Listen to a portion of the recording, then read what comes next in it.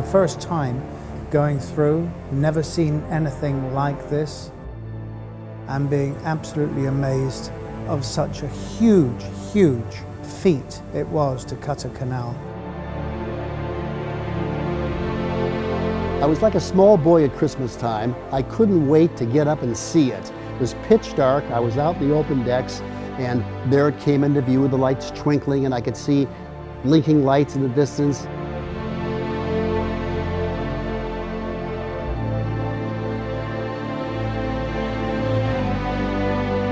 Think of the history of how many lives it cost, how much money it cost.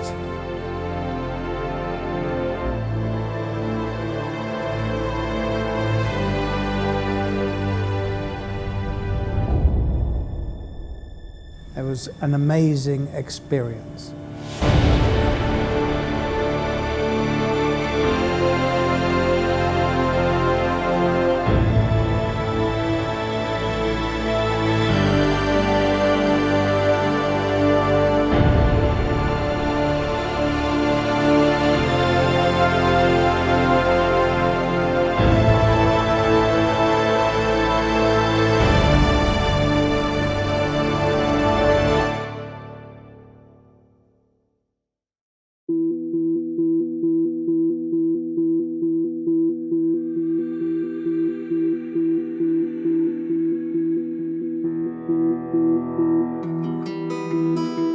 Early in the morning before our transit begins, the captain has a briefing. Then, 2 Panama Canal pilots come on board the ship. And he is a master mariner who has been specially trained to take ships through the Panama Canal. Unlike other world ports where they serve in an advisory capacity, here they have sole hands-on responsibility for our transit. We do an exchange of information, and then he becomes part of our team on the bridge. They give the orders. They say how fast we'll be going, they give the course, and the captain and the bridge crew follow those orders. He gives orders to the helmsman to steer the ship, and gives orders to me, and I control the engines. Ultimately, it's the Panama pilot who takes control. It's the only place in the world where you'll find that.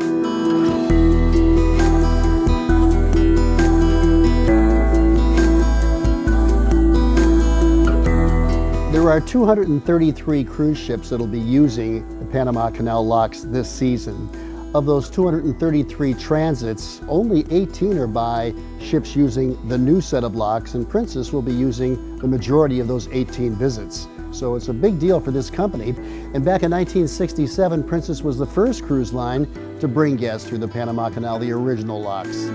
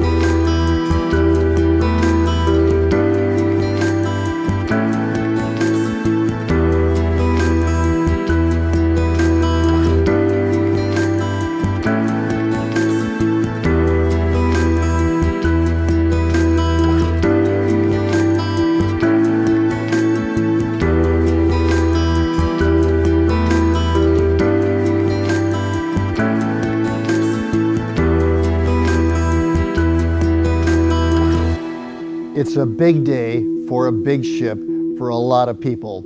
It starts out early in the morning, it's still dark, then we see some twinkling lights in the distance. Finally, the ship reaches the first set of locks, the Agua Clara locks, and they are enormous.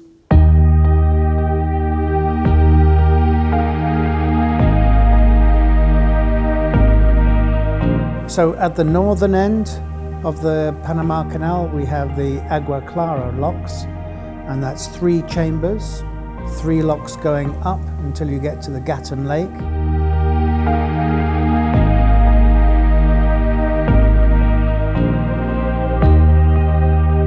We have the old locks and the new locks. On every voyage, we have people that have traveled through the historic locks. And the difference between the two is with the historic locks, what you see is a lot of activity going on. There's locomotives, there's people working on top of the locks. There's just a lot of action.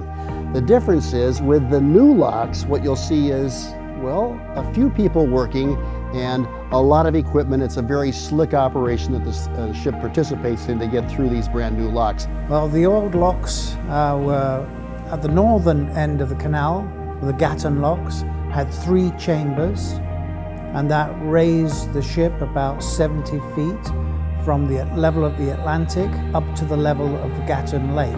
85 feet above sea level is what we're striving for to reach Gatun Lake, and then at the end of the day it's 85 feet back down to sea level. That's the operational level of the canal, is 85 feet above sea level.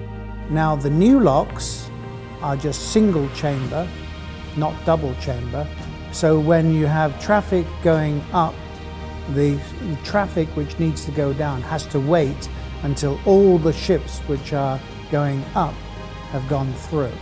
It's not the flipper style gates that we're used to seeing on the original locks or in documentaries. They're rolling gates. They were made in Trieste, Italy. They weigh 3,200 tons each. They're paired for safety reasons, and they slide open. It takes about 2.5 minutes for these rolling gates to get open. Once they're open, then the ship slides into the first lock chamber, and the process repeats itself 3 times all the way into Gatun Lake. Another big differentiation between the historic or original locks and the new locks are these water-saving basins. Now there's 9 of them, 3 for each set of locks on the Atlantic side and 3 for each set of locks on the Pacific side, for a total of 12 water-saving basins. And each basin is the size of 25 Olympic-sized swimming pools. The purpose is to recycle water, because every transit we disperse 52 million gallons of water.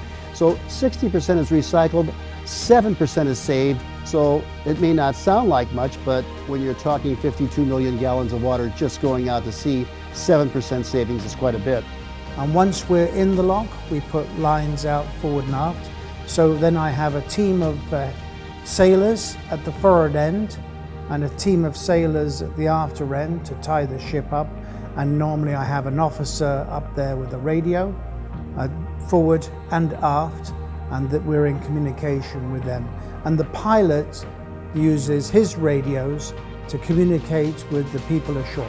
There's a major control center on the Atlantic side and the Pacific side, and that's where the lockmaster is. He radios into the harbor pilot on board the ship. So they're in communication about how much clearance we have on each side, and with this ship we had about 60 feet clearance in total.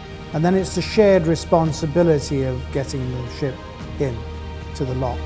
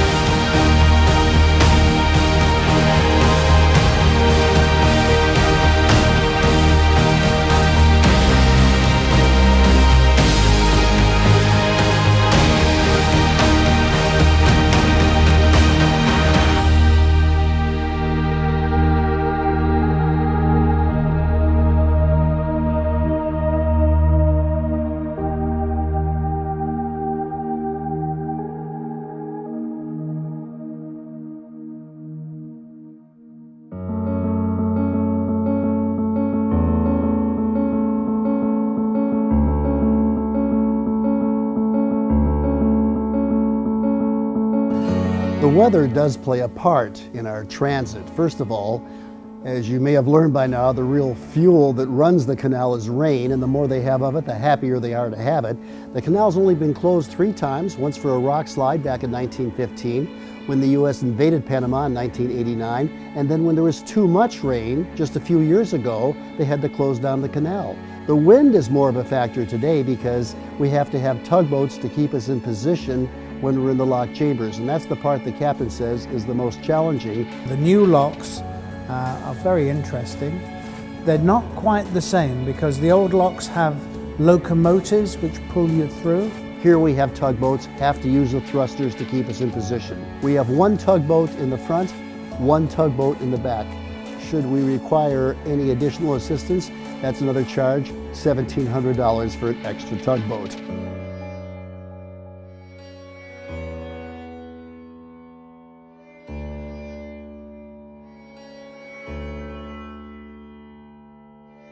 You go across the Gatun Lake and then through the canal until you get to the next set of locks at the southern end, and that's called the Kokoli locks. You'll see the Kokoli locks. That's the name of the big new locks on the Pacific side, named after a river in Panama. And again, 3 chambers going down, and then you head out towards Balboa.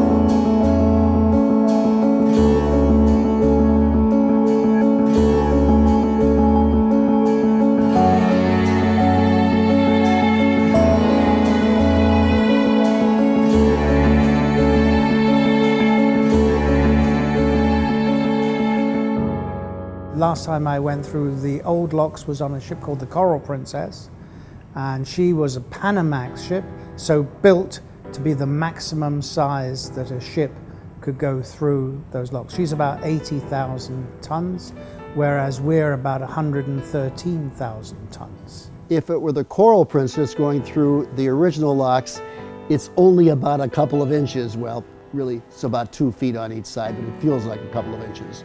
We're much wider and deeper than her.